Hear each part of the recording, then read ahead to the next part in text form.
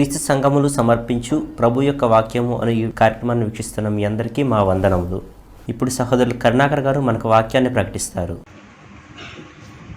ప్రభునందు ప్రియ సహోదరి సహోదరులారా, ఈ సమయంలో చదవబడినటువంటి వాక్య భాగము ద్వారా మనం ఆలోచన చేసినటువంటి వాక్యాంశం ఏంటంటే, పరలోకమందున్నటువంటి దేవుడు ఈ భూమి మీద ఉన్నటువంటి కుటుంబములను ప్రేమిస్తూ ఉన్నాడు అనేటువంటి విషయాన్ని మనం ఆలోచించే ప్రయత్నం చేద్దాం. దేవుడు కుటుంబములను ప్రేమిస్తూ ఉన్నాడు. ఎందుకు ఆయన ప్రేమిస్తూ ఉన్నాడు అనంటే, కుటుంబ వ్యవస్థను ఏర్పాటు చేసిందే ఆయన. ఒక మానవుని తయారు చేయటమే కాదు, అతనికి సాటి అయిన సహకారం స్త్రీని ఇవ్వటమే కాదు, వారిరువురు ఫలించి అభివృద్ధి పొంది విస్తరించేటట్లుగా సంతానాన్ని ఇచ్చి దేవుడు అనేకమైనటువంటి కుటుంబాలు వర్ధిల్లాలని ఆలోచన కలిగినటువంటి వాడై వాటిని ప్రేమించేవాడిగా ఉన్నాడని మనం గుర్తించాలి. అయితే ఈ యొక్క వాక్య భాగాన్ని మనం నేర్చుకోవడంలో గల ఉద్దేశం ఏంటి అనంటే, దేవుడు ప్రేమించేటువంటి కుటుంబముగా నా కుటుంబము మా కుటుంబము ఉందా లేదనేటువంటిది మనం పరిశీలించుకోవాల్సిన అవసరం ఉంది. ఎందుకంటే భూలోకంలో ఉన్నటువంటి వ్యవస్థలన్నిటిలో కల్లా చాలా వ్యవస్థలు ఉన్నాయి. ఆ వ్యవస్థలన్నిటిలో కూడా ఒక శ్రేష్టమైన ఘనమైన వ్యవస్థ ఏదైనా ఉందంటే కుటుంబ వ్యవస్థ. వివాహం అయ్యిందా అని అంటారు, కాలేదు ఇంకా అంటారు. అంటే అంత విలువ అనేది ఇవ్వలేదు. అదే వివాహం అయింది అని అంటే ఒక ఇంటివాడు అయ్యాడు అనమాట, ఒక బాధ్యత గల స్థితికి వచ్చాడు అనమాట, కొంత గౌరవం పెరుగుతుంది. అలాగే స్త్రీ విషయంలో కూడా మనం గమనిస్తే, వివాహమైనటువంటి స్త్రీని ఒక గౌరవార్థంగా చూస్తారు. వివాహం కానిటువంటి స్త్రీని అందరూ చూస్తారు. అంటే చూడటంలో కూడా వాళ్ళ మనసులో కూడా వ్యత్యాసం అనేటువంటిది ఉంటుంది అనేటువంటిది మనం గ్రహిస్తాం. అయితే దేవుడు కుటుంబములను ప్రేమిస్తున్నాడు, కానీ ఆయన మరి విడాకులను విడివిడిగా ఉండటాన్ని మాత్రం దేవుడు ద్వేషిస్తూ ఉన్నాడని మనం గుర్తించాలి. అలా ఉండటం దేవుడి చిత్తం కాదు. ఈ విడాకులు అనేటువంటి దాని గురించి ఎందుకు ముందు ప్రస్తావిస్తా ఉన్నాను అనంటే, అది మన దేశంలో పెద్దగా ప్రభావం చూపించకపోవచ్చును, అలాగని ఇప్పుడు తక్కువేగా పెరుగుతానని ఆ కేసులో కూడా. ఇతర దేశాల్లో, కొన్ని దేశాల్లో అయితే పెళ్లిళ్ళు చేసుకోవడం ఎంత ఈజీగా చేసుకుంటారో, విడాకులు తీసుకోవడం కూడా అంత ఈజీగానే తీసేసుకుంటా ఉంటారు. ఇంకా రకంగా చెప్పాలంటే, ఒకప్పుడు వినేవాళ్ళం, ఇప్పుడు లేదనుకుంటాడు కొంతవరకు. అది కాంట్రాక్ట్ కాపురాలు అనేవి ఉండేయట. నేను ఇది పెళ్లి చేసుకుంటాను, ఇన్ని సంవత్సరాలు మనం కలిసి ఉందాం, ఆ తర్వాత ఇష్టమైతే ఉందో లేదంటే విడిపోదాం అనుకుని కూడా అండర్స్టాండింగ్ తోటి పెళ్లి చేసుకునేవాళ్ళట. కానీ ఇలాగ చేయటం అనేటువంటిది దేవుని యొక్క దృష్టిలో అసహ్యమైనటువంటిది అంటాడు. ఒకసారి మనం మలాకీ గ్రంథం 2వ అధ్యాయాన్ని పరిశీలించినట్లయితే, మలాకీ గ్రంథము 2వ అధ్యాయము 16వ వచనం చదువుదాము. భార్యను పరిత్యజించుట నాకు అసహ్యమైన క్రియ అని ఇశ్రాయేలు దేవుడు యెహోవా సెలవిచ్చుచున్నాడు. మరియు ఒకడు తన వస్త్రములను బలత్కారముతో నింపుట నాకు అసహ్యమని సైన్యములకు అధిపతి యెహోవా సెలవిచ్చుచున్నాడు. కాబట్టి మీ మనసులను కాచుకొనుడి, విశ్వాస ఘాతుకులు కాకుండుడి అని అంటాడు. అంటే విడాకులు అనేటువంటిది మొట్టమొదట దేవునికి అసహ్యమైనటువంటి కార్యం. మనం చాలా కారణాలు చెప్పవచ్చు దాన్ని సమర్థించుకోవడానికి ఎన్నో బలమైనటువంటి రుజువులు మనం చూపించవచ్చును. కానీ ఎన్నున్నా కానీ వాటన్నిటినీ కూడా వారు సర్దుబాటు చేసుకుని, ఒకరినొకరు అర్థం చేసుకుని, క్షమించుకుని కలిసి ఉండాలి తప్ప వారు విడిపోవటానికి దేవుడు జత చేయట్లేదనే విషయాన్ని మనం గ్రహించాలి. ఒకవేళ విడిపోవాలనుకుంటే ఒక విషయంలో మాత్రమే దేవుడు నేను ఒప్పుకుంటాను అంటున్నాడు. ఏంటిదంటే, వ్యభిచార కారణమును బట్టి మాత్రమే.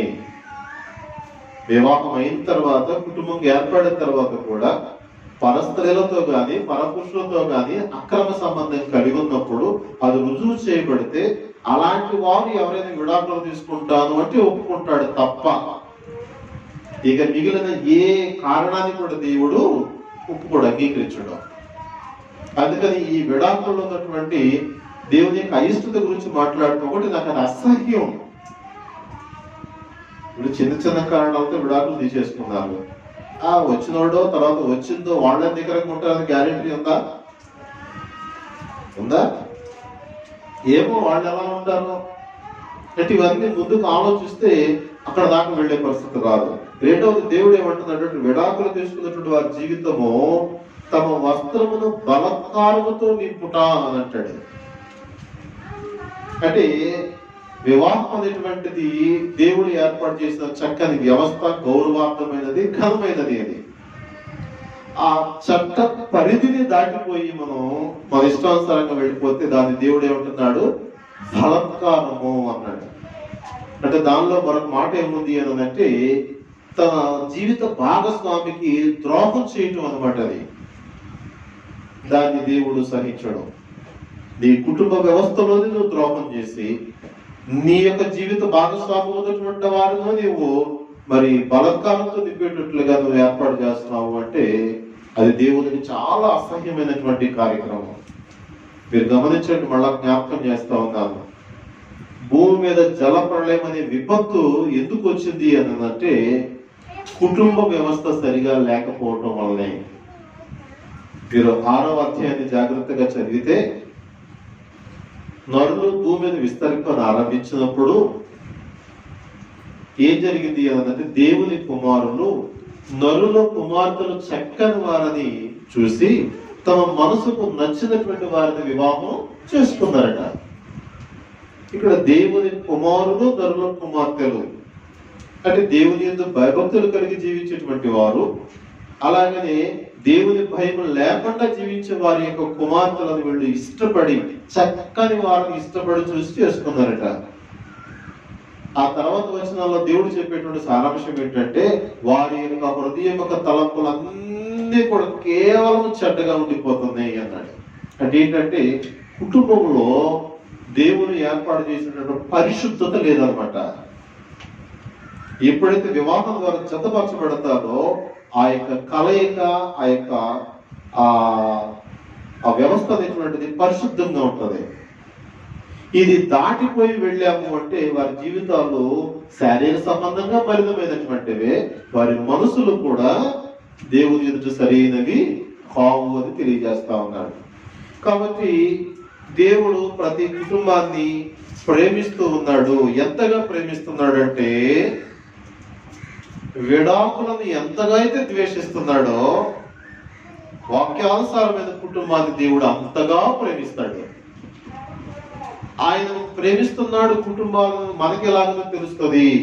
కొన్ని సంగతులు దేవుని గ్రంథంలో నుంచి మనం ఆలోచించే ప్రయత్నం చేద్దాం.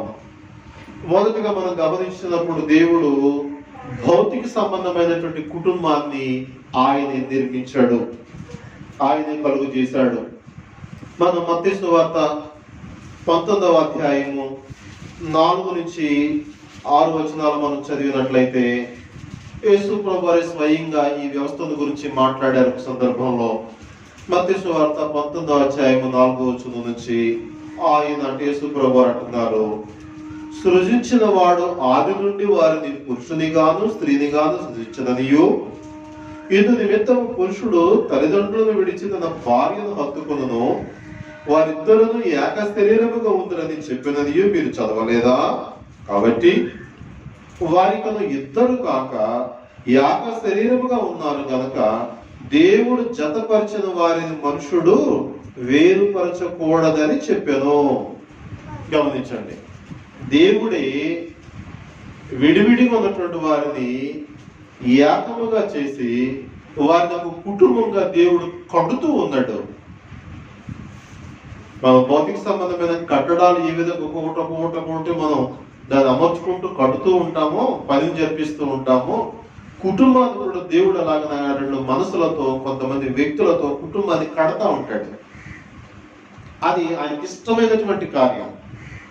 అలాగనే దేవుడు కుటుంబాన్ని కడుతూ ఏమంటున్నాడు అంటే, మీరు ఏక శరీరంగా చేయబడినటువంటి వీరు వారి మరణ పర్యంతం వరకు ఒకరికొకరు బద్దులు అన్నాడు.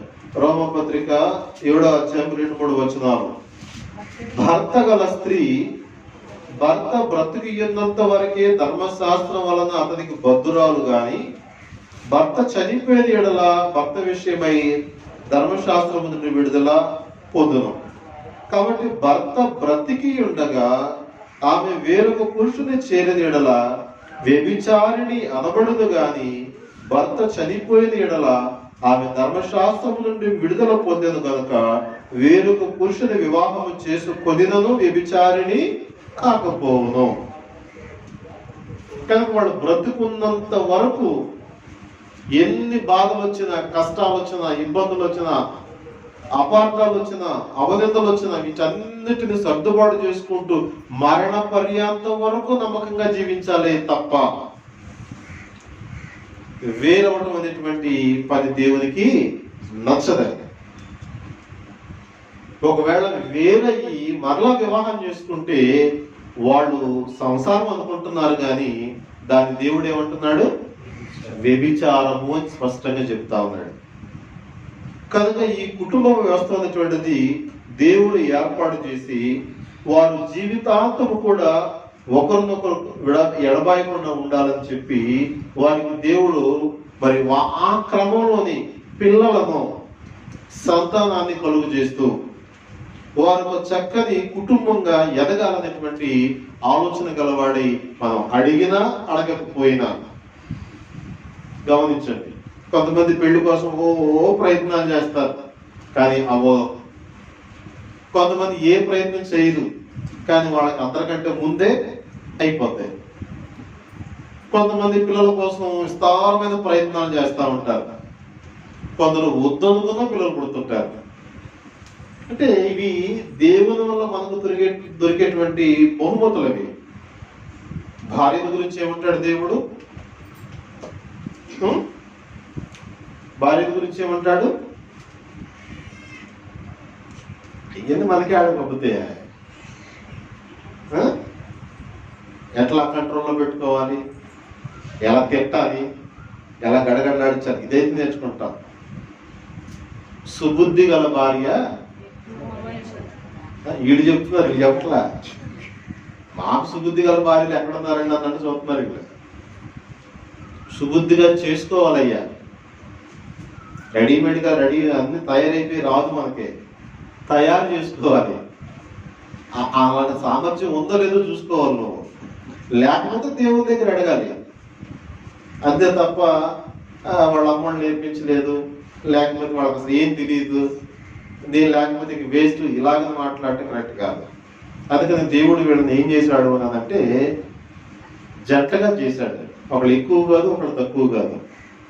కనుక ఈ వ్యవస్థలో వారిని జంటగా ఏకశరీరంగా చేసి రెండవది వారికి సంతానాన్ని ఇచ్చి వారి ద్వారా మాత్రమే, అనగా తల్లిదండ్రుల ద్వారా మాత్రమే పిల్లలు ఒక కుటుంబంలో ఎదిగినటువంటి వారై ఉండేటట్లుగా దేవుడు ఏర్పాటు చేశాడు. అందుకని ద్వితీయోపదేశకాండ అంటాడు, ఈ పిల్లలకు నేర్పించండి, ఈ పిల్లలకి ఇవి నేర్పించండి, ఈ పిల్లలకి ఇవి నేర్పించండి అంటాడు. ఎందుకు అలాగా అంటే మా పిల్లలు తల్లిదండ్రులు ఎన్నో నేర్చుకునేటువంటి వారుగానే ఉండటానికి దేవుడు ఆశపడుతున్నాడు తప్ప వాళ్ళు ఎక్కడో నేర్చుకోవడం కాదు. ఒకళ్ళ బ్రతుకు సంబంధించిన ఆ చదువును లేకపోతే పరిజ్ఞానాన్ని పొందేదానికి ఎక్కడికైనా బయటకు వెళ్తే వెళతారేమో కానీ వాళ్ళు ప్రేమను గురించి కానీ, అలాగనే కలిసి ఉండటానికి గురించి కానీ, ఇంకా జీవితాన్ని గురించి కానీ, భక్తిని గురించి కానీ ఇవన్నీ ఎక్కడ నేర్చుకోవాలి? తల్లిదండ్రుల దగ్గర నేర్చుకోవాలి. వారు నేర్పించాలి, వారి బాధ్యత అది. కనుక ఇలాంటి విషయాలు మనం ఆలోచన చేయకపోవటం వల్ల ఏమవుతుంది అనంటే మన యొక్క కుటుంబాలు సంతోషం లేనటువంటి కుటుంబాలుగా తయారవుతా ఉన్నాయి. ఒకరితో ఒకరు మనసుతో కలిసి ఉండలేనంత భారంగా తయారవుతా ఉన్నాయి. కారణం ఏంటంటే దానిలో ఉన్నటువంటి మాధుర్యం మనకు అర్థం కావట్లా.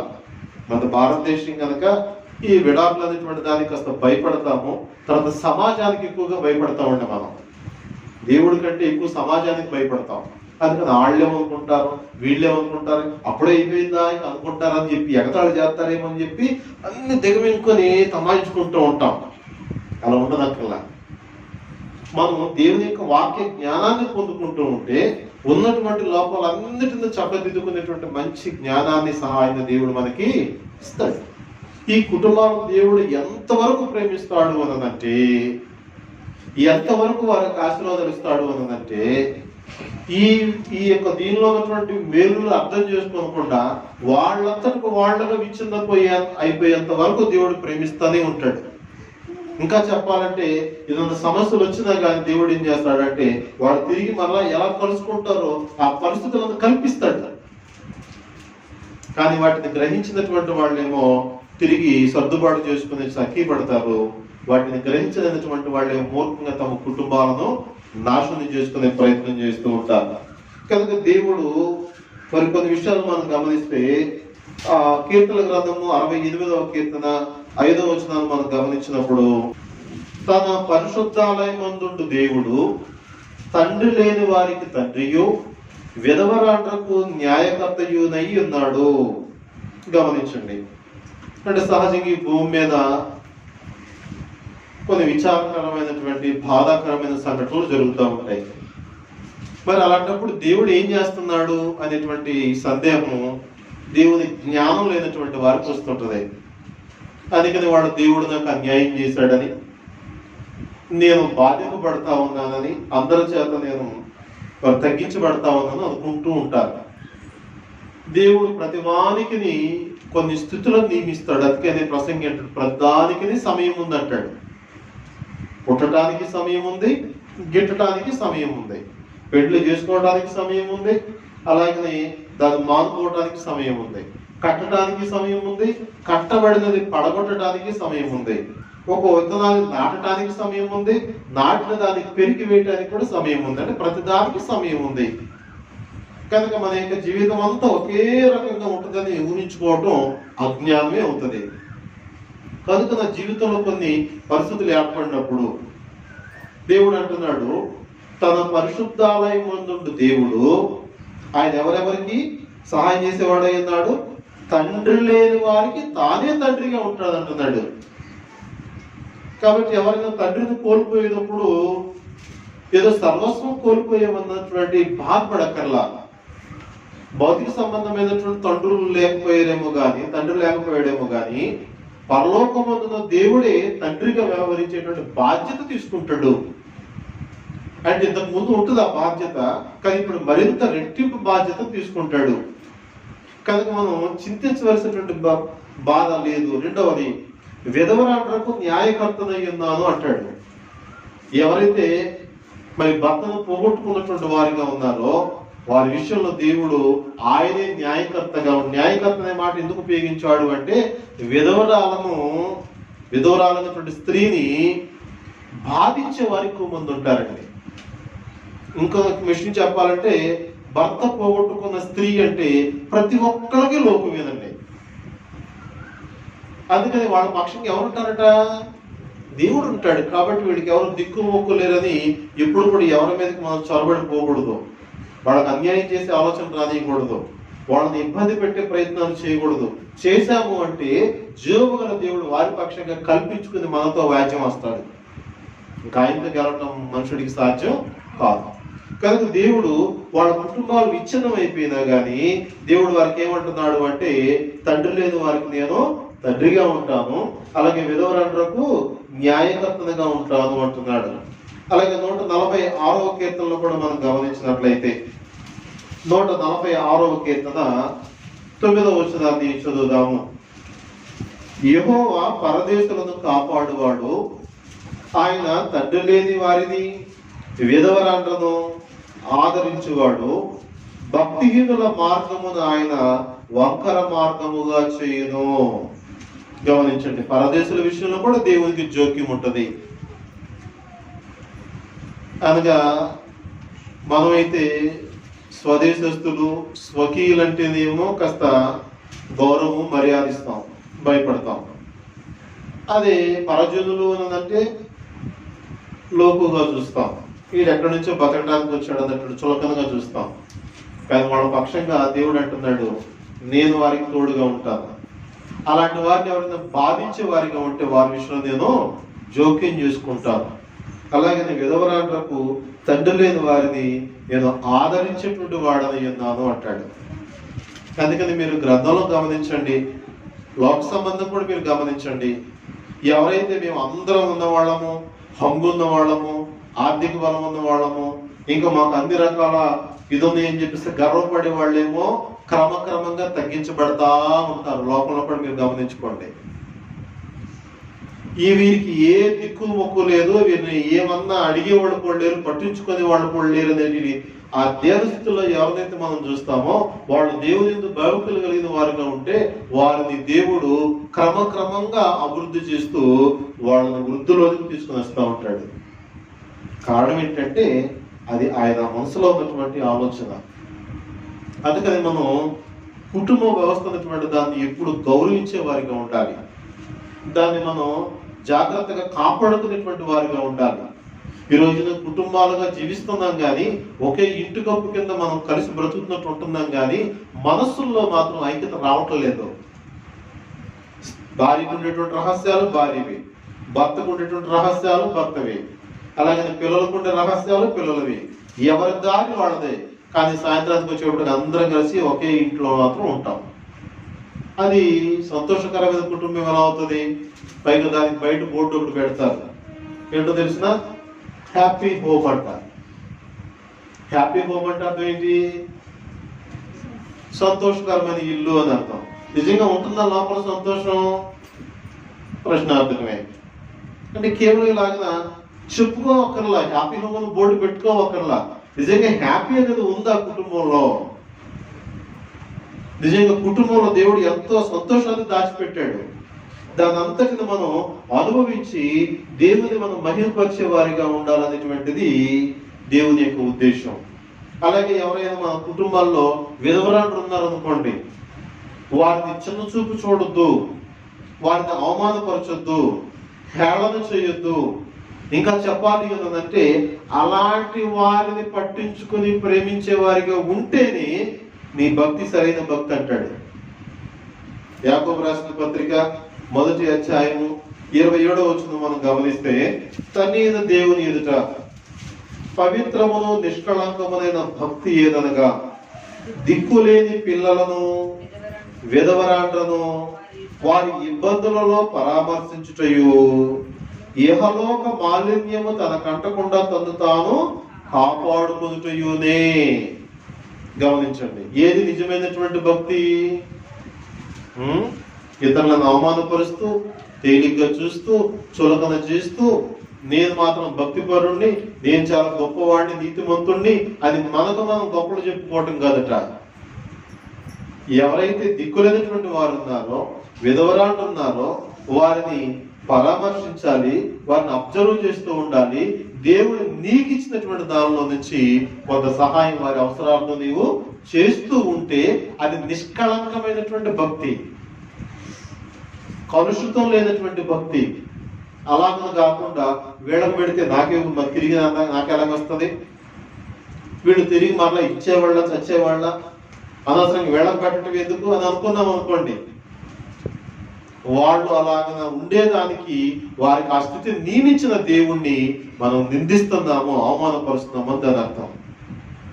కనుక మన యొక్క భౌతిక సంబంధమైన కుటుంబాల విషయంలో దేవుడు ఎంతో ప్రేమ కలిగినటువంటి వాడు అయి ఉన్నాడు. ఒకవేళ నీ భార్యను నువ్వు సరిగా అర్థం చేసుకోలేకపోవచ్చు, నీ భర్తను నువ్వు సరిగా అర్థం చేసుకోలేకపోవచ్చు, కానీ మీరు ఇరువురు కలిసి జీవించాలని దేవుని యొక్క చిత్తం, దేవుని యొక్క ఆలోచన. లోక సంబంధంగా అంటారు marriage is made in heaven అంటారు. అంటే పెళ్లిళ్ళు పరలోకంలో నిర్ణయించబడతాయి అనే మాట ఎందుకు చెప్పారంటే అలా నిర్ణయించబడవు, అది వాస్తవం కాదు. ఎందుకు చెప్తారు అంటే దేవుడే నిర్ణయించాడు బాబు, దాన్ని బట్టి నువ్వు అన్ని సర్దుకుపో అని అర్థం చేసుకోవడానికి చెప్పారన్నమాట. నీకు దేవుడే నిర్ణయిస్తే నేనేం తప్పించుకుంటాననే ఆలోచన రావటం కోసం చెప్పారు అంతే. కానీ వాస్తవానికి మరి ప్రతి వివాహం కూడా మరి దేవుని యొక్క చిత్తాన్ని బట్టి జరిగేదే. మనం ఎన్ని ప్రయత్నాలు చేసినా ఆ ప్రయత్నాలన్నింటిలో దేవుని యొక్క సహకారం ఉంటే తప్ప అది జరగదు. కనుకన ఈ కుటుంబాలుగా ఏర్పాటు చేసి వారిని ఆశీర్వదిస్తూ వారు ఇతర కుటుంబాలను కూడా గౌరవించేవారిగా, తమ కుటుంబాన్ని గౌరవార్థంగా నిలుపుకునేటువంటి వారిగా ఉండాలని దేవుడు ఆలోచన కలిగి ఉన్నాడు. అందుకని మనం అడగకపోయినా దేవుడు కుటుంబపరమైన అన్ని విషయాల్లో సహాయం చేస్తూ ఉంటాడు. కొన్ని సందర్భాల్లో మనం ఎంతో బాధలో ఉంటాము, కానీ ఎవరొకరి ద్వారా దేవుడు చక్కని అద్భుతమైన సహాయం అందిస్తూ ఉంటాడు. అది మనం గ్రహించలేం కొన్ని సందర్భాల్లో. అయితే ఇలా ఎవరైతే భౌతిక సంబంధమైన కుటుంబాన్ని నిజంగా ప్రేమించేవారిగా, దాన్ని ఘనపరిచేవారిగా, దానిని మర్యాదతో కాపాడుకునే వారిగా ఉండాలనుకుంటున్నారో, మన కుటుంబాలు నిజమైనటువంటి సంతోషకరమైన కుటుంబాలుగా ఉండాలి అని అంటే అసలు ఎక్కడ ఉంటే ఈ కుటుంబాలు నిజమైన ఈ ఆశీర్వాదాన్ని, ఆనందాన్ని పొందుతాయి? ఆలోచించండి. ఉదాహరణకి కయీను ఉన్నాడు. కయీను కూడా కుటుంబం ఉంది, ఆయన కూడా సంతతి ఉంది, ఆయన కూడా కొన్ని దేశాలు, ఊర్లే ఉన్నాయి, చాలా ప్రజలు ఉన్నారు. కానీ కయీను కానీ కయీను యొక్క కుటుంబీకుల యొక్క స్థితి ఏంటి? వాడి శాపగ్రస్తులు, అవునా కదా? వాళ్ళ జీవితాంతం శాపగ్రస్తులే. వాళ్ళకి ఉంది కుటుంబాలు. కారణం ఏంటిదంటే వాళ్ళ కుటుంబాలు ఎవరి వల్ల అనుగ్రహించబడ్డాయో ఆయన వైపు వాడు తిరగట్లేదు.